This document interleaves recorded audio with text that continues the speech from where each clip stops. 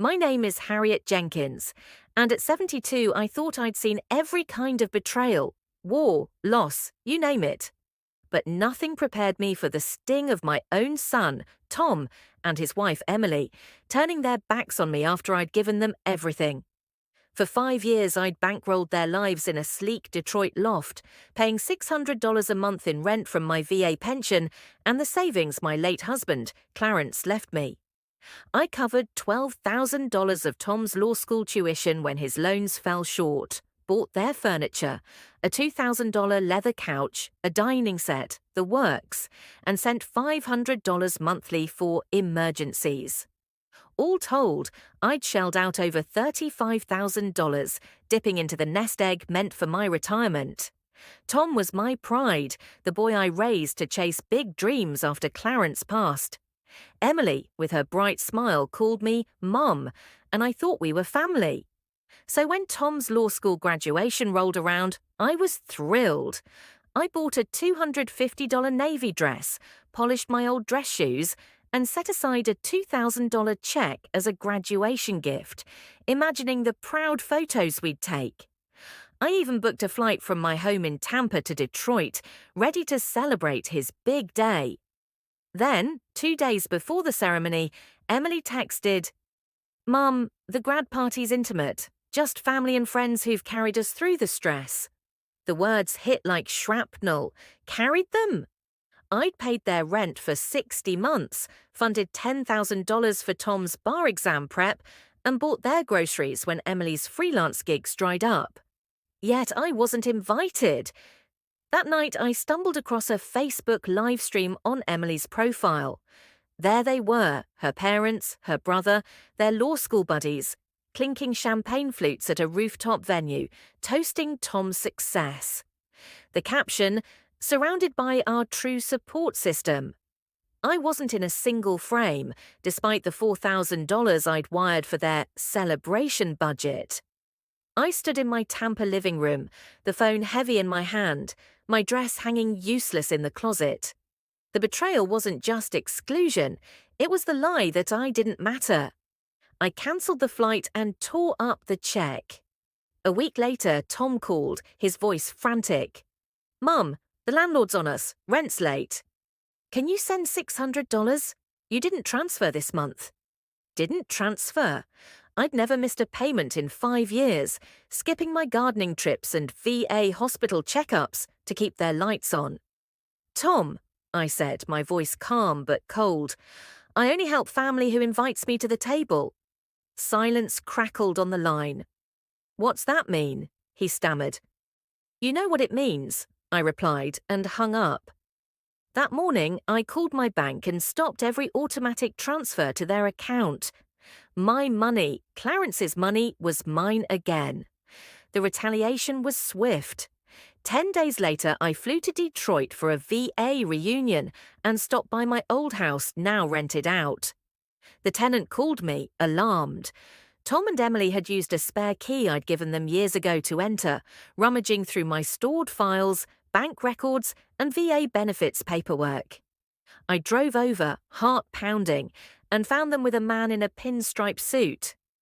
"Mum, this is Mr. Grayson, our lawyer," Tom said, avoiding my eyes. "We're worried about you. You're acting irrational, cutting us off." Mr. Grayson stepped forward, all fake concern. "Mrs. Jenkins, your son believes you're showing signs of mental decline, paranoia, erratic financial decisions. We're here to discuss a power of attorney."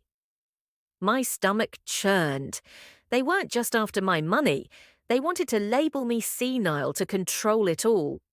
"Get out of my house," I growled, my old sergeant's voice cutting through. "Now." Emily's eyes widened. "Mum, you're confused." "Let us help," I pointed to the door. "Out, or I call the cops." They left, but Grayson's parting shot chilled me. "This isn't over, Mrs. Jenkins." That night, I couldn't sleep. The audacity, my own son, trying to strip my freedom. I called my old VA buddy, Fran, who'd faced similar family greed. She recommended a Detroit elder law attorney, Linda Bennett. The next day, I sat in Linda's office laying out the story. $35,000 in transfers, the graduation snub, the break-in. "Harriet, this is elder financial abuse," she said, her voice firm. "It's a federal crime and we'll fight it."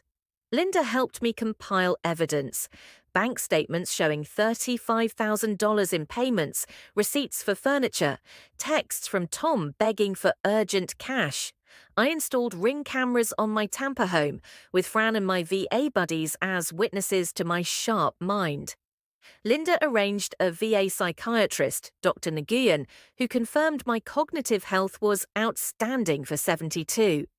I opened a new bank account at a credit union, far from Tom's reach. But they escalated. A month later, an adult protective services worker, Ms. Torres, showed up at my Tampa doorstep.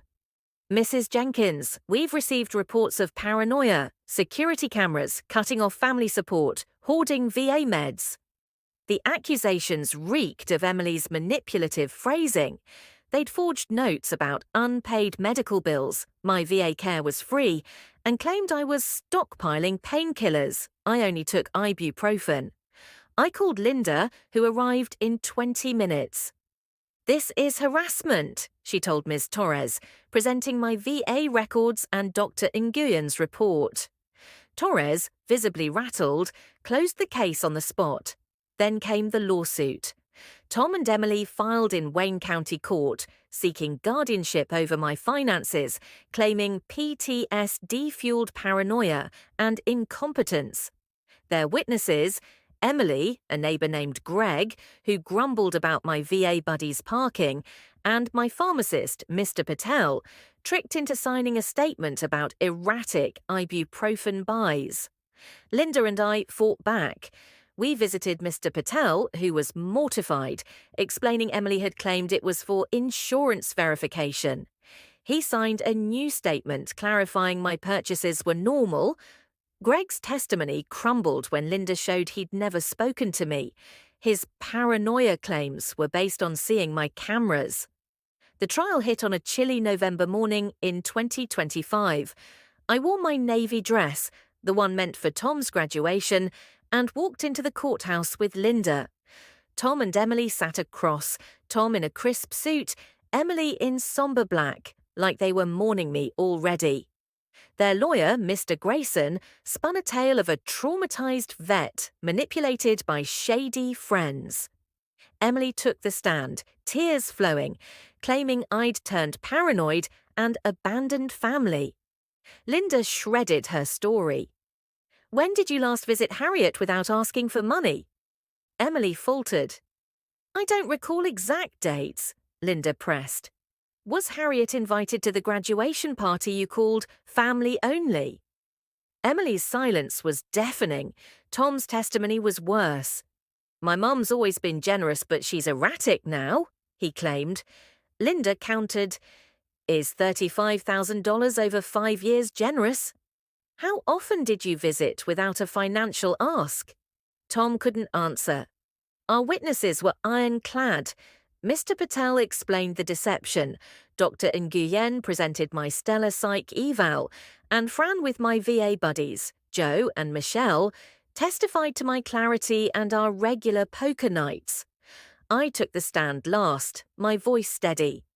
"I gave them $35,000, my husband's savings, my pension, to support their dreams. But when they excluded me from Tom's graduation, calling me not family, I saw the truth. I was their ATM, not their mother. I stopped the money because I deserve respect." Judge Carter, known for protecting seniors, deliberated for 90 minutes. Her ruling was firm. Mrs. Jenkins is fully competent. The plaintiff's case is driven by greed, not concern. Guardianship is denied. My heart soared. Linda gripped my shoulder. Across the room, Emily glared. Tom looked away, maybe with a flicker of shame, but it was too late. That night, Fran hosted a celebration at her bar. My VA buddies raised beers to Harriet's victory. Jo, who'd cut off her own freeloading niece, said, "You didn't just win a trial, you reclaimed your life." She was right. 2 months later, I sold my Tampa house and bought a cabin in Georgia's Blue Ridge Mountains. I donated half my savings to a veterans charity, keeping the rest for myself. I fished, mentored young vets, and joined a woodworking club. Tom and Emily? Word reached me they moved to a cheaper apartment. Emily got a paralegal job. Maybe they'll learn what my money never taught them, self-reliance. Some nights, on my cabin porch under the stars, I think of the woman I was, giving everything, hoping for love that wasn't there. That woman's gone. In her place is Harriet, 72, who knows love isn't a check you write and freedom is worth every battle. If my story resonates, share your thoughts. What would you do in my shoes? If it moved you, support me to write more. Until next time, with gratitude, Harriet.